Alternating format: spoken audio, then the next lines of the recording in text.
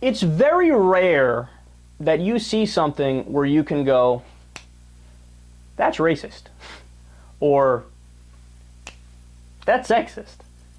Now, it happens, and we try to cover a lot of those things on this show, but there's always, some level of explaining or nuance that has to go into understanding why something was racist. Because look, being racist or sexist isn't always malicious.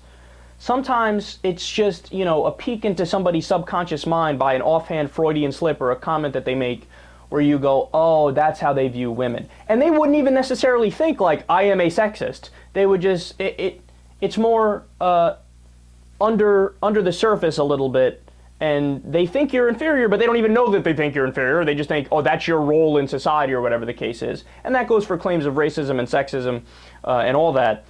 But I love this next story here because there's no ambiguity.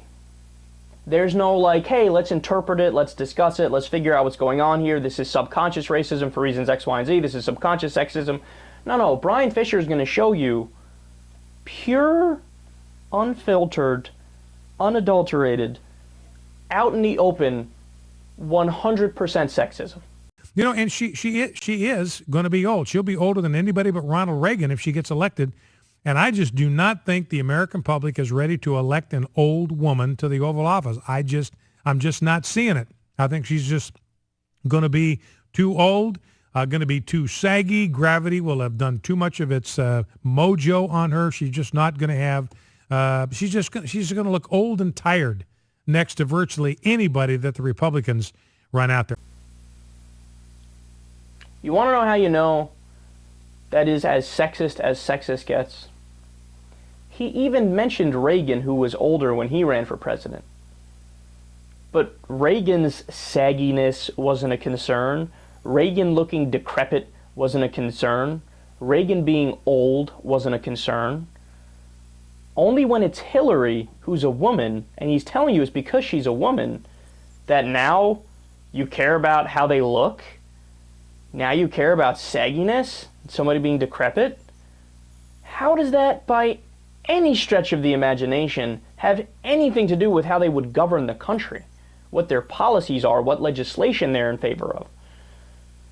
Now, look, if some people might say age is a legitimate issue because you don't want your president to have, healthcare problems and this and that. And look, I don't know if I agree with that argument. I think it might be true in the margins. So in other words, you don't want to vote for somebody who's like 104, right? But so one can make that case. But if you make that case, if you're being honest about that being your point, it would be the same for men and women. So you would say, because men even die younger than women, right? So you would say for John McCain, for example. I don't remember Bryan Fischer saying, I can't vote for John McCain, he's simply too old. I don't remember Bryan Fischer saying that about Reagan. Oh, Reagan is too goddamn old, or I can't go ahead and pull the lever for him, right? But just when it's Hillary, just when it's a woman, now all of a sudden sagginess and how you look is 100% an issue. This is sexism. Sexism is when you hold the men and the women to a different standard, and the women you have more scrutiny, and the women you have a different number of things that you go for, and one of those things is looks.